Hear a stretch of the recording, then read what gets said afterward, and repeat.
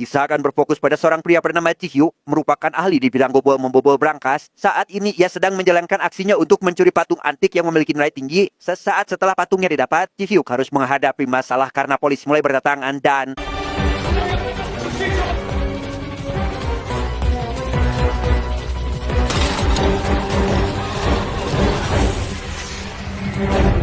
meski lolos dari pengejaran, patung yang dicuri oleh Ji-hyuk pun terbelah menjadi dua, yang itu berarti sudah tidak bernilai lagi. Meski begitu, ia tidak khawatir karena dirinya ternyata juga merupakan ahli di bidang membuat replika atau tiruan suatu benda. Ji-hyuk akan membuat replika dari patung itu dan menemui seorang ahli lelang untuk mengajaknya berbisnis. 돈 좀 벌 수 있겠지. 얘가 떨어지면서 머리를 다쳤나? 이걸로 민 교수를 속이겠다고? 순간 내가 형이라 부를게, 형. 지혁이 형. Dengan ditemani rekannya yang ahli di bidang menyusun strategi bernama Kim, Ji-hyuk menemui si ahli lelang yang langsung menyadari jika patung yang dibawanya palsu. Meski begitu, Ji-hyuk sama sekali tidak panik karena memang tujuannya adalah ingin bekerja sama dengan memanfaatkan ketenaran si ahli lelang. Karena meskipun barang itu palsu, bisa dianggap asli jika seorang ahli yang melakukan lelangannya. 오늘부터 바로 이게 진품입니다. 아시겠어요? 너 진짜 타고났다. 어디다 대고 노래. Sejenak kita tinggalkan dulu urusan mereka dan beralih pada seorang detektif kepolisian bernama Bong. Dengan membawa seabrek pasukan, ia akan melakukan penggerebekan demi menangkap sosok bos gangster bernama Cho yang diduga sering melakukan tindak kejahatan. Di waktu yang sama, ia dihubungi oleh intel yang sudah lama ditempatkan untuk menyelidiki terkait Cho untuk memberitahu terkait penyamarannya yang sudah terbongkar.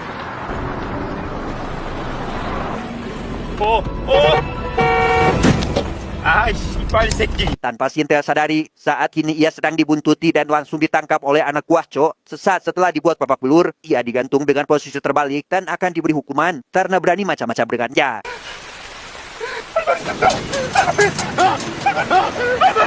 Sementara si intel mati, Ji-hyuk sendiri kini sedang melakukan eksperimen untuk membuat uang palsu. Setelah sekian lama melakukan uji coba, akhirnya ia menemukan tinta yang cocok sebagai bahannya, meski tetap luntur jika terkena alkohol.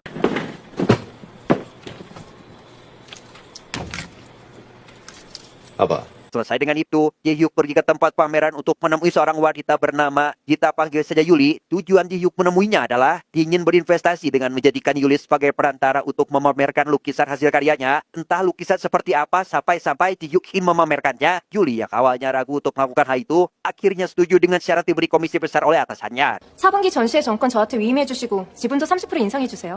아이 그게 무슨 소리야, 50장. 더 바라면 그건 욕심이죠. 저만 믿으세요. Ji-hyuk yang menceritakan hal itu kepada Kim Un mendapat pertentangan karena dirasa hanya membuang-buang uang saja. Ji-hyuk pun memberitahu jika dirinya memiliki tujuan lain dalam mendekati Yuli, yaitu untuk melakukan operasi pencurian besar. Dan kini mereka harus mencari seorang hacker profesional untuk diajak bekerja sama. Dan Kim kebetulan mengenal seseorang yang dirasa cocok dalam bidang tersebut. 30개? 기술자도 한 명 필요해. 실력 괜찮은 해커. Dia bernama Jong-bae, seorang hacker muda yang baru berumur 25 tahun. Setelah Kim menceritakan tujuannya datang, mereka langsung pergi ke sebuah bar untuk wawancara dengan Ji-hyuk. Sempat keberatan karena Ji-hyuk mengetahui tentang Jong-bae yang sebenarnya bermuka dua. Ia pada akhirnya tetap setuju untuk ikut andil dalam pencurian ini. 안전해.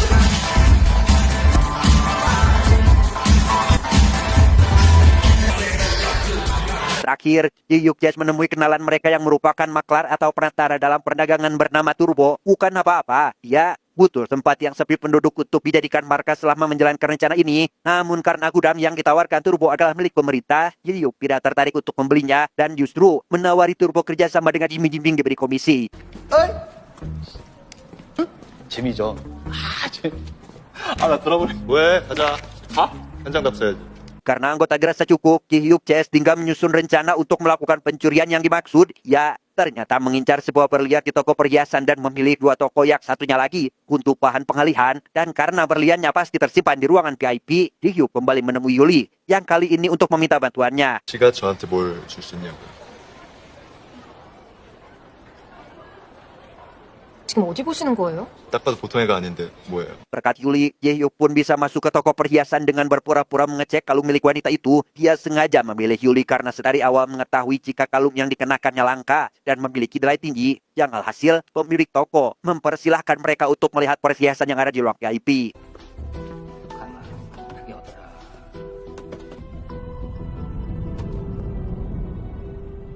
Karena tempat dan jenis berangkas sudah diketahui, Ji Hyuk memulai rencananya dengan meminta Kim menyalakan alarm darurat toko, dan tepat saat polisi tiba di lokasi, ia langsung menghidupkan bom asap yang tersimpan di dalam koper untuk sebagai pengalih perhatian.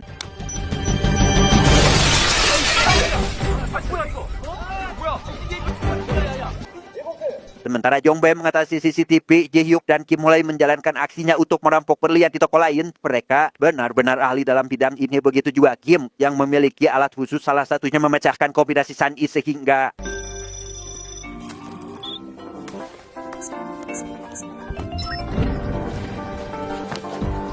setelah berhasil masuk ke ruang VIP, Ji Hyuk mulai mengobor berangkas, sedangkan Kim mengatasi data CCTV untuk membuang barang bukti. Di mana masalah seketika muncul saat ada dua orang polisi yang dengar suara pengeboran, sehingga mau tidak mau Kim harus keluar untuk mengalihkan perhatian mereka.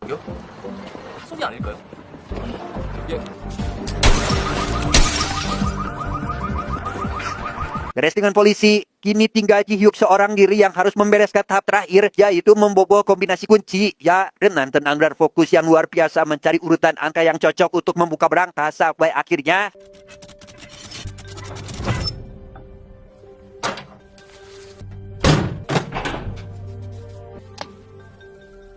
berita pencurian itu pun langsung viral hingga sampai ke telinga Cho, yang ternyata adalah pemilik dari toko emas itu. Sadar jika si pencuri bukan orang sembarangan, ia terpikir sebuah ide untuk memanfaatkan si pencuri untuk melakukan pencurian yang jauh lebih besar. Sehingga Cho langsung menyuruh ajudannya agar mencari identitas orang-orang tersebut. 사전에 자식들 면상 좀 보자.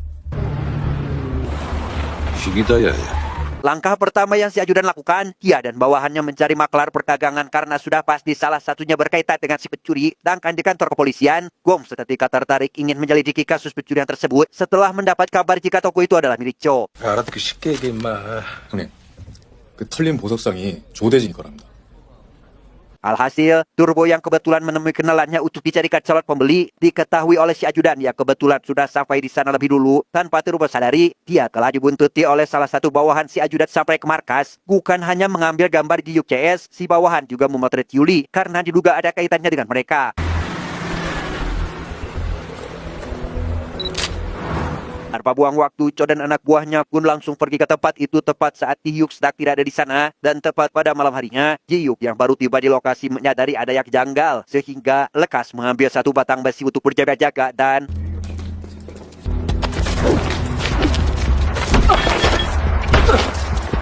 pada posisi ini, Ji Hyuk diminta agar bekerja pada Cho untuk melakukan pencurian besar yang karena permintaan beliau langsung ditolak mentah-mentah. Kia dan rekannya dikurungkan pada diberi makan bahkan air minum sekalipun. 아, 이 새끼 한수 봐봐. 하루 종일 밥도 안 주고 시키래. 나 미쳤다. 이거 봐라. 완벽한 불공정 계약일 거라고.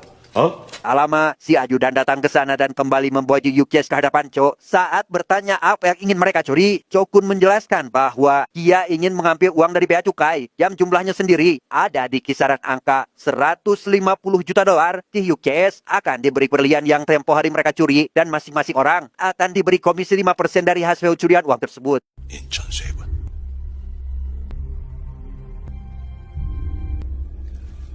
하겠습니다. Mendengar hal itu, Ji Hyuk tentu tertarik dan langsung menerima tawaran kerjasamanya. Hingga di keesokan hari, mereka berkumpul di salah satu ruangan untuk membahas lebih dulu terkait keamanan di lokasi target pencurian yang memiliki sistem keamanan paling ketat se Asia Tenggara. 굿, 좋아. 5년 전 J그룹 800억 비자금 사건 알지? 비슷한 거라고 생각하면 돼. Perihal dari mana uang itu, Cho memberitahu jika uang tersebut adalah milik pemerintah yang sengaja disimpan di bea cukai sekitar 5 tahun lalu. Yang karena ada desas-desus bahwa uang itu akan dipindahkan, Ji Hyuk CS mau tidak mau harus menyelesaikan tugas mereka sebelum itu terjadi. 곧 돈이 이동한다는 정보가 돌아. 그 전에 우리가 가져온다. Untuk persiapan, Jo juga memberikan contoh berangkas untuk Ji Hyuk latihan dan untuk mengatur rencana, si ajudan memberi dana lokasi lengkap yang mencakup peta kabel listrik dan lain sebagainya, termasuk kartu ID dan izin kendaraan agar mereka bisa masuk ke area tersebut. 차량 통행증. 큰 문제가 남아있습니다. 말해봐. Satu lagi yang harus mereka persiapkan, yaitu butuh uang palsu untuk ditukar sebagai ganti agar tidak menimbulkan kecurigaan. Cho menunjukkan kupon berhadiah yang jumlah lembarannya setara dengan jumlah uang yang akan mereka curi, dan itu dirasa cukup untuk mengatasi masalah ini. 세관으로 들어가서 1원짜리를 5만 원권으로 바꾸는 거다. Tepat pada malam harinya, Cho memanggil Jong Bae ke ruangan untuk menawarkan pekerjaan lain, yaitu jadi mata-mata untuk mengawasi Ji Hyuk. Bukan apa-apa, dia khawatir Ji Hyuk punya rencana lain sehingga Cho utuh orang seperti Jong Bae untuk memberi laporan. Sebagai gantinya, Jong Bae diberi uang muka dan diangkat jadi anak buah tetapnya. 계약 겁니다. 이제부터 넌 내 사람이야. Singkat cerita, esok pagi puncak, tepat saat Ji Hyuk kembali menemui Yuli untuk membahas masalah investasi, ia ditemui Gong dan anggota kepolisian yang ingin membawanya ke kantor polisi. 6 jam berada di ruang interogasi, Ji Hyuk tak kunjung buka suara terkait dirinya yang dicurigai telah melakukan pencurian di toko emas. Dan karena tidak adanya bukti kuat yang menunjukkan Ji Hyuk sebagai pelakunya, Gong berjanji akan memenjarakannya suatu hari nanti. 너 내가 반드시 쳐내는다. 이죠. Cho yang kebetulan akan menemui Ji Hyuk, ia secara kebetulan menyadari ada salah seorang polisi yang melakukan penyamaran. Begitu juga sebaliknya, curiga jika Ji Hyuk sedang diawasi, Cho ingin ajudannya agar membantu Ji Hyuk melarikan diri, sekaligus membuang barang bukti, sehingga dengan cepat, si ajudan langsung menemui Ji Hyuk, tepat saat Wong dan polisi baru tiba setelah menerima laporan.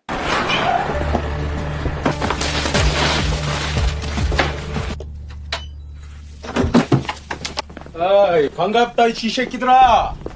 Untung Ji Hyuk dan si ajudan pergi dari sana tepat waktu. Gong dan tim kepolisian yang mendapati Ji Hyuk tidak ada di sana, mereka tidak langsung pergi begitu saja, melainkan lekas menggeledah seisi ruangan demi mencari barang bukti. Tak lama, salah satu anggota menemukan tembok kayu yang dirasa mencurigakan yang ternyata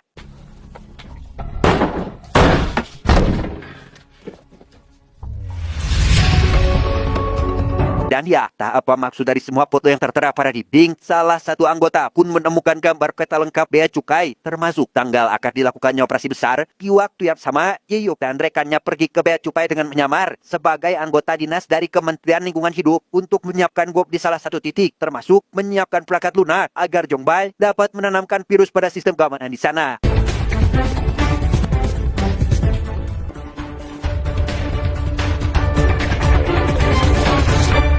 Selesai dengan semua itu, Ji Hyuk tinggal mengasah kemampuannya dengan cara membuka berangkas yang telah Cho persiapkan. Karena tak kunjung berhasil, hal itu tentu membuat Kim khawatir karena memang belum ada satu orang pun yang dapat membobol berangkas di sini. Disinilah Ji Hyuk memberitahu Kim bahwa dia sadar jika Jo tidak akan menepati janji dan menjelaskan jika dirinya sudah menyiapkan rencana lain untuk menjebak Jo sekaligus mendapatkan uangnya. 페이퍼 1,500억. 우리가 다 가지는 거야.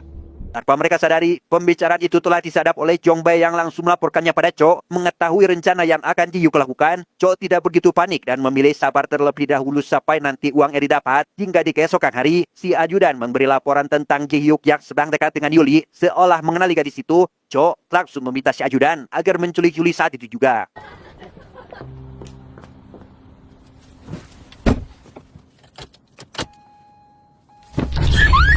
Sementara Yuli terkurung di suatu tempat, Ji Hyuk CS mulai menjalankan rencana untuk melakukan pencurian di bea cukai. Cho masuk lebih awal dengan menyamar sebagai direktur bea cukai untuk melakukan pengecekan, disusul oleh Jong Bae karena harus meretas sistem keamanan termasuk meledakan bom yang telah disiapkan dan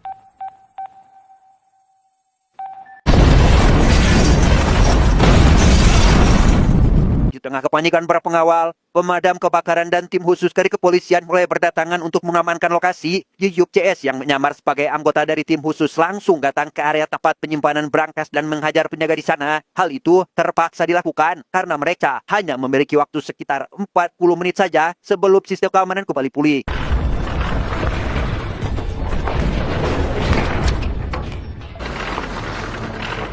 Dan inilah berangkas yang menyimpan uang di dalamnya. Bermodalkan alat las yang berguna untuk membuat lubang kecil, Ji Hyuk memiliki waktu 10 menit untuk menyelesaikan tugasnya itu. Yang karena api tegangan rendah memakan banyak waktu, ia meminta Kim agar menggunakan level maksimum pada alat tersebut dan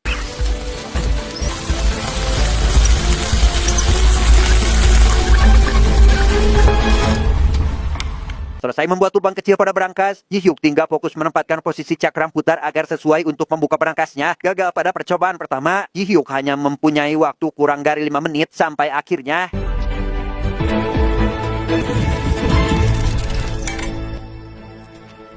dan ya, Ji Hyuk pun berhasil membuka berangkas itu tepat waktu. 23 menit yang tersisa, mereka harus memindahkan uangnya ke lokasi yang sudah ditentukan hingga nyaris ketahuan oleh Gong CS yang melakukan penelusuran ke area tersebut.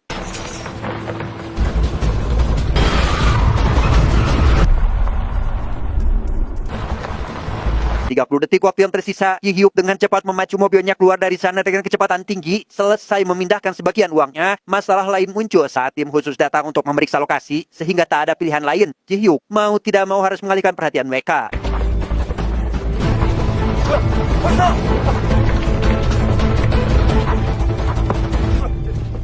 Selesai dengan tim khusus, Ji Hyuk langsung membuat alat komunikasi untuk mengelabui Cho. Ia pergi ke ruangan sistem untuk membuat laporan palsu pengiriman ilegal yang akan digunakan untuk menjerumuskan sosok itu, tanpa sadar jika saat ini Cho sudah mengetahui rencana itu akibat ulah si Jong-bae sehingga 거기까지.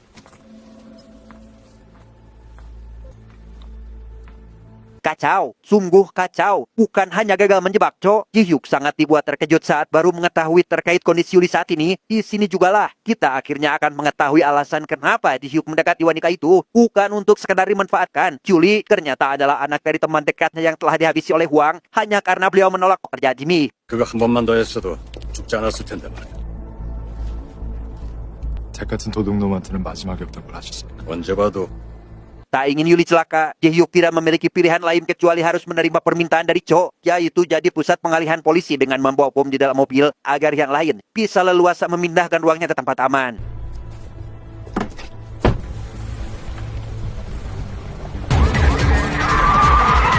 Alhasil, Ji Hyuk jadi target pengejaran setelah Cho memberikan sinyal pada para polisi. Ya, tentu tidak akan menyerah begitu saja dan fokus untuk mencari jalan keluar dan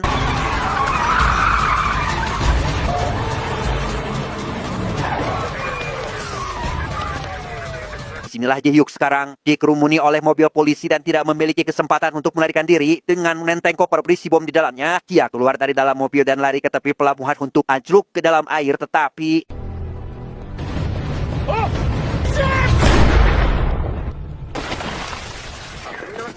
Ji Hyuk pun diduga mati akibat terkena tembakan sebelumnya. Jong-bae yang malah senang mendengar hal itu tentu membuat Kim emosi karena menyadari jika Jong-bae telah mengkhianati mereka sampai akhirnya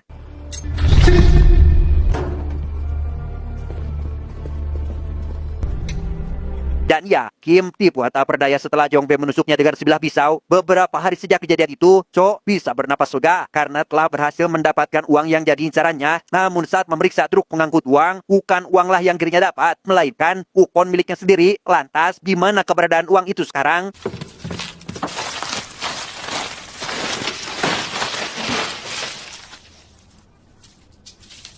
Ya, Ji Hyuk ternyata masih hidup dan rumor tentang kematiannya telah palsu. Semua ini telah direncanakan olehnya dengan sangat matang dan menyarankan Cho agar lebih baik bersiap menghadapi polisi yang akan datang karena rupanya patung antik yang waktu itu telah dijadikan barang lelang dibeli oleh Cho, yang memang itulah tujuan Ji Hyuk melelangkannya dan alasan kenapa polisi mengincar Cho untuk ditangkap. Ji Hyuk telah menyimpan alat perekam suara di dalam patung dan mendapat hasil rekaman suara terkait Cho yang menghabisi Sintel untuk menghilangkan caci batak.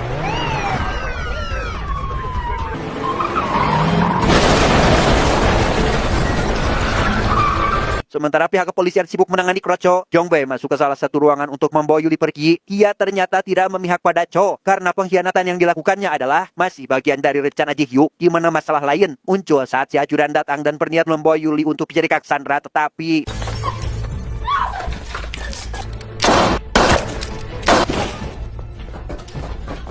sambil teleponan dengan Cho, Ji Hyuk memberitahukan terkait seseorang yang telah melengkapi rencananya selama ini, yaitu adalah Turbo dan anak buahnya. Mereka bergerak di balik layar, yang memang Cho sudah pasti tidak akan menyadarinya. Bermodal alat cetak uang palsu, Turbo Chase telah mengubah gambar uang itu sama seperti kupon, sehingga dapat dipastikan jika kupon yang ada pada truk sebenarnya adalah uang asli.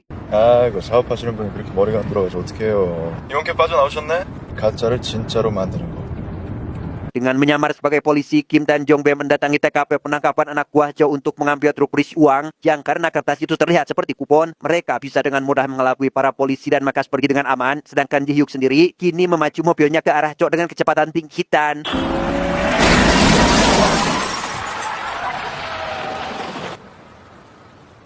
pada posisi ini, Cho tidak dapat berbuat apa-apa dan lekas mengembalikan kalung milik Yuli, mengira jika dirinya akan dihabisi. Ji Hyuk tentu tidak akan melakukan hal itu dan memilih pergi tepat saat Gong dan pihak kepolisian datang.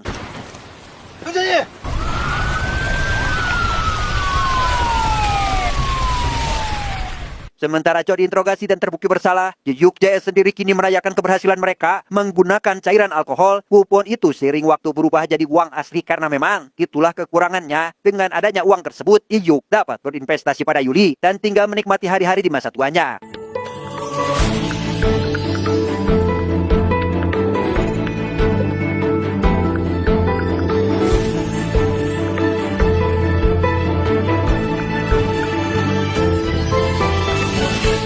Terakhir, kita akan diperlihatkan dengan Yuli yang baru tiba di tempat pameran yang ada di Arab Saudi. Maksud hati hanya ikut melihat-lihat karya seni yang jauh-jauh hari sudah dikirim ke sana. Dia cukup terkejut saat melihat kalung miliknya terpajang di tempat itu. Namun yang lebih membuatnya terkesima adalah lukisan dengan gambar wajahnya, yang mana itu adalah karya lukisan yang Ji-hyuk maksud waktu itu. Wanna live just by your side and give you my life.